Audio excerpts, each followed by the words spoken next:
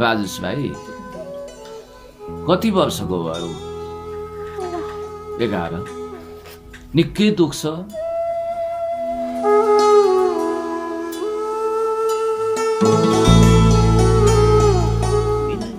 पैसा पनि छैन, बचाउन नसक्नु भयो, बिखाएर मरु भन्नुहुन्छ त्यसको बारेमा।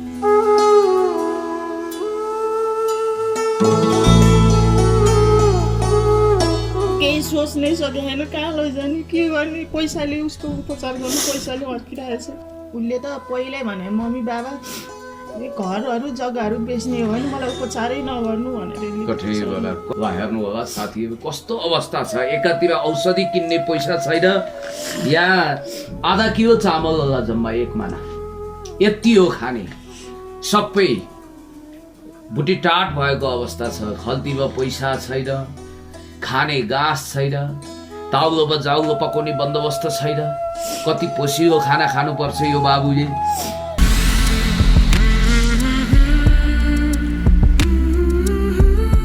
समादरणीय दर्शकवृन्दहरू नमस्कार। कस्तो अवस्था होला, एउटा असरल कोठा, छेउमा आमा, दुखी आमा, ममतामयी आमा, अनि यो छेउमा एउटी त्यस्तै दुःखले पीडाले गुज्रिएकी ठुली आमा, र बीचमा लमतन्न गहभरि आँसु बोकेर जीवन र मृत्युको बीचमा छटपटाइरहेको हाम्रो सानो बाबु राजेश राई। आँखाभरि आँसु छ, शरीरभरि रोग छ, कलेजोको क्यान्सर। बडो दुखी छौँ म पुण्य गौतम। यतिखेर मैले पनि आफूलाई सम्हाल्न सकिरहेको छैन साथीहरू। बडो पीडादायी स्थिति छ र यो घर मलाई फेरि पनि अब्राहम लिङ्कन देखेर बालकृष्ण समलले लेखेको त्यो पंक्तिलाई फेरि सम्झना गर्न मन लाग्यो। गरिब दुखीको घरमा मात्रै तेरो बास हुने भए हे भगवान, मलाई दया गरेर अझै बढी दुःख दिए भनेर उहाँले लेख्नु भएको थियो। अभागी खप्पर, जहाँ गए नि ठक्कर। एकातिर गरिबी छ, अर्कोतिर भोग छ, शोक छ, आँसु छ, रोग छ, लकडाउन छ, पीडाहरू छन्, दुःखहरूको बिस्कुन सुकेको छ। आँखा रुँदा रुँदै आँसुहरू रित्तिसकेका छन् र यो घरमा फेरि पनि म आएको छु। यो पीडाको कुनै बजारीकरण होइन, यो साँचो यथार्थ पीडा तपाईले देखिरहनु भएको छ।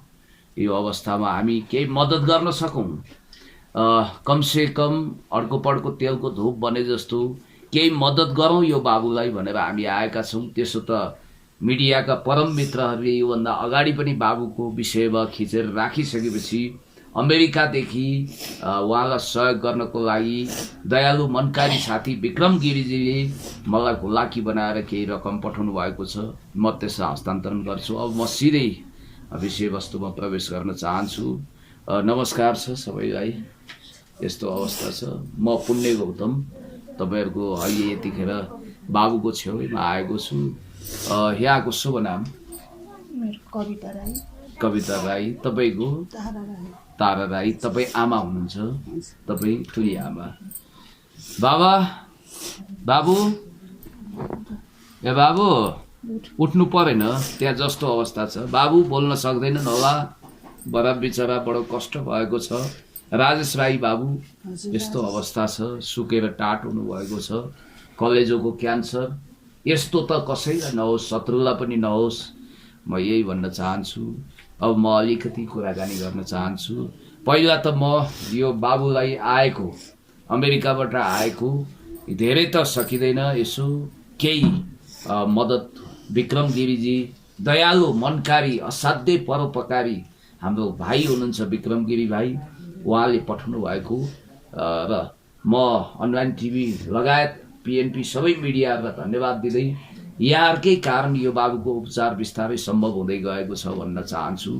र उहाँको भिडियो हेरेर मन पग्लिएर यो सहयोग पठाउनु भएको र म कति पनि विलम्ब नगरिकन र संसारभरिका मनकारी दयालु मायालु कृपालु सबै साथीहरू कैयौं गाई दान गर्ने योजना एकछिनलाई थाती राखिदिनुहोस्।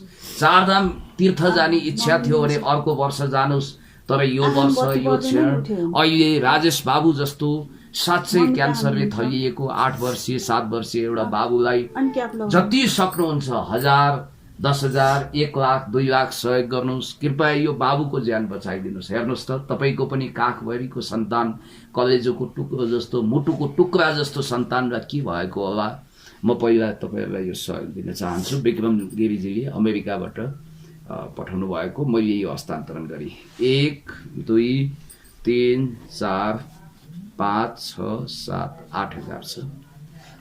मैले यो तपाईँहरूलाई धन्यवाद। जसले पनि सहयोग गर्नुभएको छ उहाँलाई धेरै धेरै धन्यवाद। अनि कसरी यस्तो अवस्था भयो बाबुको? अब के भन्नै सक्दैन। अब के बिस्तारै बोल्नु होला आफ्नो बाबुको बारेमा। पहिला त उसले अब सुरुमा त उसकै आमालाई थाहा छ पेट दुख्यो भन्ने, त्यस्तै अब स्कुलबाट आउँदा नि राख्दैन पहिलाको कुरा। उल्टी आउँथ्यो पहिला सुरुमा। यो ठ्याक्कै कति सालमा यस्तो समस्या देखा पर्यो? माघदेखिको। यो माघदेखि। यही माघ। हजुर। यहाँहरूको घर चाहिँ कता हो? ढिकुरे हो। ढिकुरे नुवाकोट।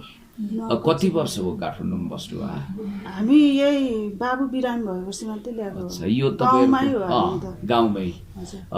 भनेपछि तपाईँको बाबुलाई जब बिराम भयो त्यसपछि यहाँ ल्याउनु हो। अनि डाक्टरले के भन्नुभएको छ त अहिले? डाक्टरले त अब यता फर्किएर पहिला बताइदिनु होला। हजुर। डाक्टर पहिला दिदीले गर्नुभयो सबैतिर। मलाई हस्पिटलको नाम आउँदैन, मलाई थाहा छ हस्पिटलको नाम। कति ठाउँमा। अनि बाबु कति वर्षको भयो अहिले? 11 वर्ष। अब मङ्सिरले 12 पुग्छ। अब आउने मङ्सिरले। हजुर 12 पुग्दैछन्। के केमो गरेर कपाल खौरिनु परेको? किमोले झरेको थियो। हजुर। अनि थुप्रै ठाउँमा लयो। ल्याउँदा यो बाबुलाई ल्याउँदा बित्तिकै बन्द भयो। हजुर। बन्द हुँदा बित्तिकै कहाँ लयो हस्पिटलहरू, कहीँ भरमा लिएन। अनि लास्टमा जोस् हामीले सबै यो काठमाडौँ जति भनौँ न चिनेको हस्पिटल जति सबै लिएर गएँ मैले। हजुर। अब यसलाई चाहिँ कस्तो भयो भने यो पहिल्यै आएको फागुनमै आएको लकडाउन हुन्छ भन्दा बित्तिकै यो गाउँ गयो। त्यहाँबाट मैले नै गरेको सबै। अब स्कुल बिदा छ राखिदिन त भनेर गर्दाखेरि अब मैले त खासै अब यस्तो होला भन्ने त सोचेँ नि थिएन। उसलाई सानै होला भनेर चेक गर्दै जाँदाखेरिमा चाहिँ यही पत्तो लाग्यो अब क्यान्सर भनेर। तपाईँहरूको लागि हाम्रो सामाजिक अभियन्ता मुकुन्द घिमिरेजीले पनि दाजु मेरो शुभेच्छाका शब्द राखिदिनुहोस्, मद्दत गर्न म पनि आउन चाहन्थेँ, सकिनँ भन्नुभएको छ। र अब म अलिकति केही यो बाबुसँगै सम्बन्धित कुरा सोच्दैछु। बाबु के पढ्दै थिए? पढ्दै थिए। त्यो जाँच सकिँदा बित्तिकै अनि कति क्लासमा पढ्दै थिए? 4मा। 4। बाबुको आँखामा पनि है मैले गहभरि आँसु देखेँ। कस्तो मतलब अहिले यहाँ दबाई देखेको छु, एकचोटि यो दबाई पनि देखाइदेऊ। यो एकदम ढकीभरि औषधि छ। यो सबै औषधि बाबुको लागि। अहिले हस्पिटलमा पुरै उपचार गरिरहनु भएको छ। अनि डाक्टर अस्पतालमा उपचार गरिरहेछ। डाक्टरले के भन्नुभएको छ? कति पैसा लाग्छ बचाउनको लागि? डाक्टरले अब नेपालमा सक्दैन यसको, यहाँ सक्दैन, अब इन्डियै लानुपर्छ भनेर अब उहाँले चाहिँ पहिला त यहीँ सक्छु भन्नुभयो। हजुर। अहिले चाहिँ अब यहाँ सक्दैन इन्डियै लानु भनेर भन्नुभएको छ फुच्चेलाई चाहिँ। ए भारतमै कुन टाटा मेमोरियल हस्पिटलमा होला? अब इन्डिया भन्नुभएको छ। अब फेरि सल्लाह गर्नुपर्छ, पर्सि बिहिबार बोलाउनु भएको छ। भनेपछि इन्डिया लाने भन्ने बित्तिकै थुप्रो खर्च हुन्छ। तपाईँहरू अपरेसन गर्नुमा चाहिँ 25 लाख लाग्छ भन्नुभयो। 25 लाख कलेज दिनै पर्यो। कलेजो ट्रान्सप्लान्ट गर्नु पर्यो, फेरि नयाँ कलेज हो। अपरेसन गर्नुमा चाहिँ 25 लाख। बाहिरी पैसै चाहिन्छ, खान लाउनु, कोठा बसेर बस्न पर्यो। अनि के तपाईँहरूले अहिले सामाजिक सञ्जालमा थुप्रो यो खर्चहरू उठाउन सक्ने, गरिबहरूलाई दिन सक्ने, हाम्रो त त्यति ठुलो पहुँच छैन। मैले हेरेको थिएँ योभन्दा अघिको भिडियो। भाग्य नेउपानेजी, शिशिरजीले त्यसपछि कन्ट्याक्ट गर्नुभएको छ कि छैन यो भिडियो हेरेर? छैन। मैले मेसेज पनि पठाएछु शिशिर दाइ। के भन्नुहुन्छ? केही रेस्पोन्स दिदी? गरेको नि उठाउनै हुँदैन।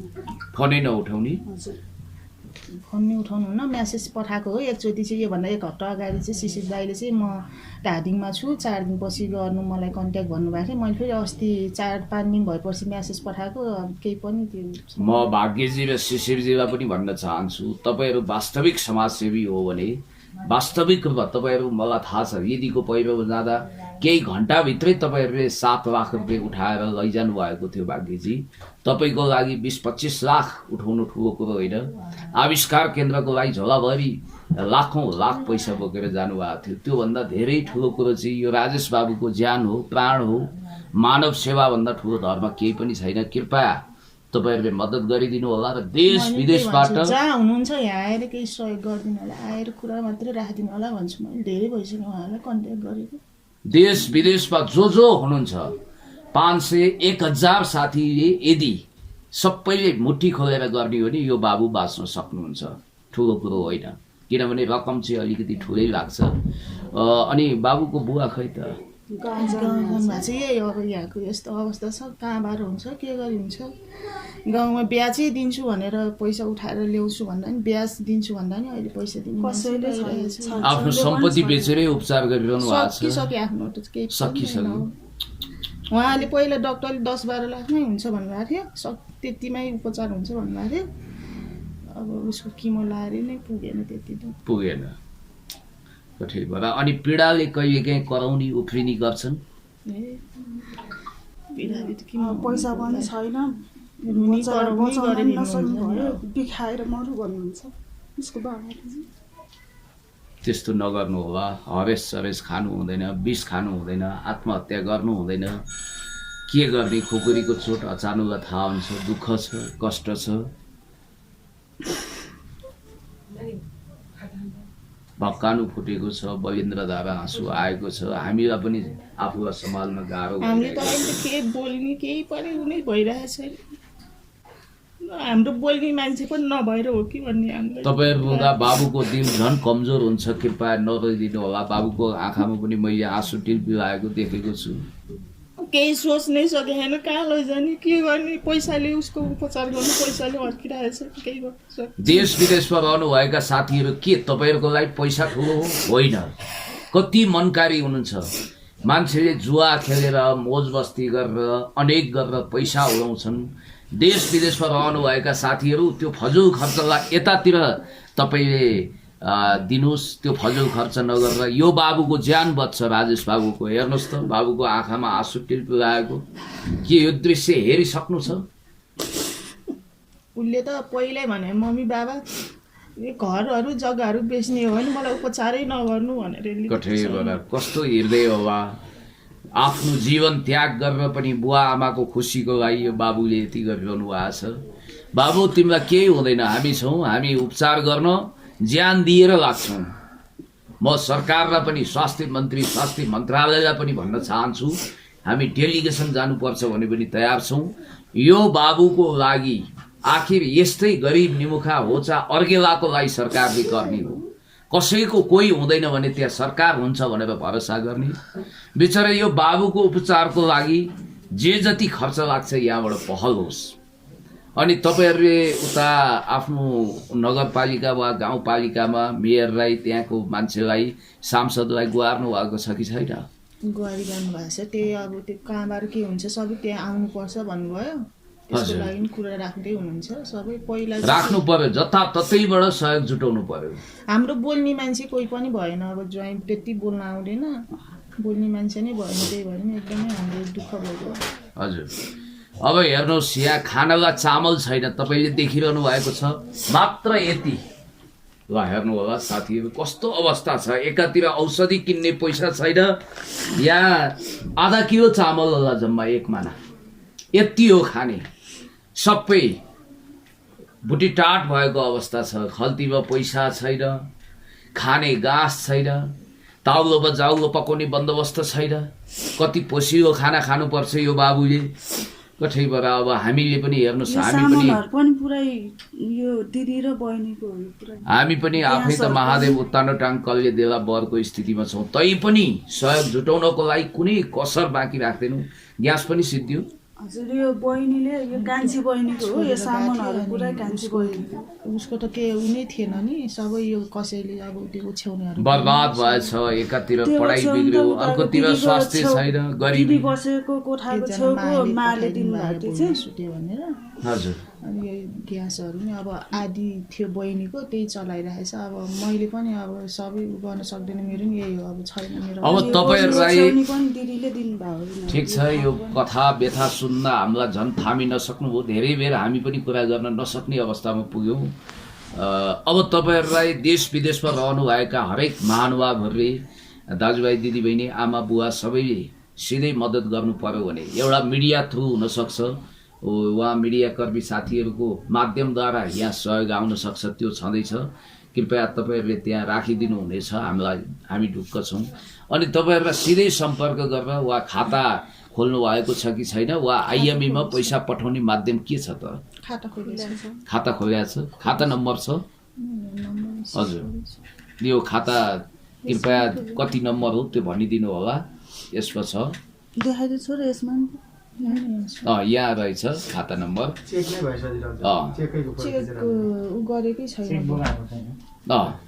यहाँ म पढेर सुनाइदिन्छु। यहाँ उहाँहरूको लक्ष्मी ब्याङ्कमा खाता रहेछ। लक्ष्मी ब्याङ्कमा यहाँहरूले देश विदेशमा रहनुभएका महानुभावहरू, म पुण्य गौतमले तपाईँहरूलाई विनम्र निवेदन गर्छु, यो लक्ष्मी ब्याङ्क पुल्चोक ब्रान्चमा रहेछ होइन, खाता पुल्चोक शाखामा छ। तारादेवी राईको नाममा छ एउटा। अर्को लक्ष्मी ब्याङ्कको पनि खाता छ।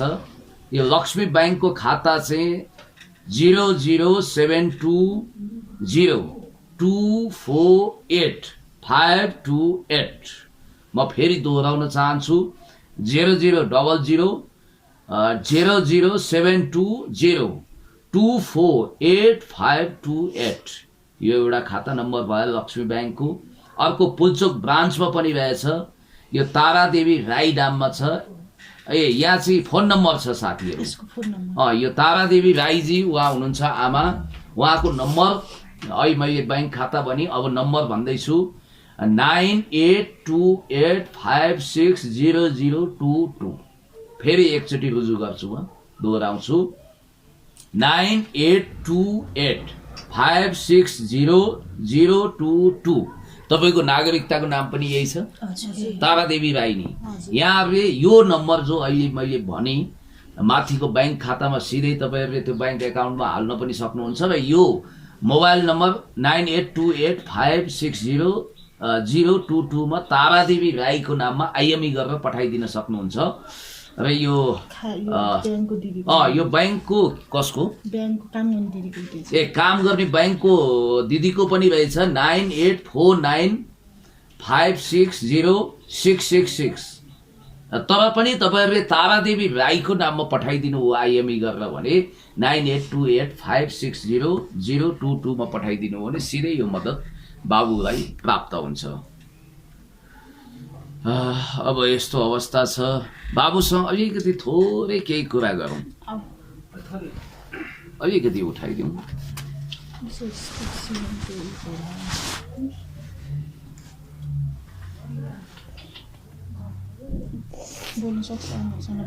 बाबु, म पुण्य गौतम अङ्कल आएको छु। बाबा कठैबाट आँसु आइरहेको छ। तिम्रो नाम के बाबु? राजेश भाइ। कति वर्षको भयो? 11। निकै दुख्छ? कहाँ दुख्छ? कलेजोमा। तिमी बाँच्न चाहन्छौ, सास फेर्न यस्तो गाह्रो भएको छ साथीहरू। तिमीलाई हामी बचाउँछौ बाबु। बाबुले सकिरहेका छैनन्, धेरै कष्ट नदेऊ। आमाको काख अरूको लाख, आमाको काख।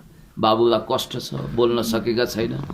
बाबु मलाई मद्दत गरिदिनुहोस् भनेर हात जोडेर भनिदेऊ बाबा, बचाउनुहोस् मलाई भनेर।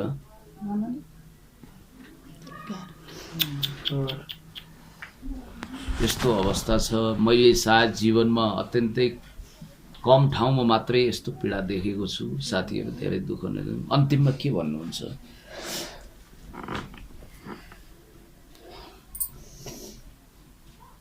हामीलाई पनि यो हृदय फुटेर आएको छ, यो असह्य वेदना, आँसु रोक्न गाह्रो भइरहेको छ। आमा अन्तिममा के भन्नुहुन्छ त छोराको लागि? केही भनिदिनुहोस्। देश विदेशमा हुनुभएको दाजुभाइ दिदीबहिनीहरूले सबैजनाले सहयोग गरिदिनु होला। मेरो बाबुलाई बचाउनु सबैजना भएर बचाइदिनुहोस्। मैले केही भन्न आउँदैन, म गाउँको मान्छे हो, केही बोल्न आउँदैन। यति बोल्नु हो, यो पनि लाख हो, बुझ्नेलाई इसारा काफी। अब के गर्ने? विधिको विधान यस्तै छ। तर बाबुलाई हामी बचाएरै छाड्छौँ। मेरो नम्बर पनि तपाईँहरूले लिनुहोला, मिडियाकर्मी साथीहरूसँग सम्पर्क गरेर मलाई कन्ट्याक्ट गर्न सकिन्छ। म दिलो ज्यानले मद्दत गर्छु। केही बताउनुहुन्छ? उहाँलाई पनि बडो असह्य पीडा भएको छ। सबै दिदीले हेरिदिनु भइरहेको अहिलेसम्म।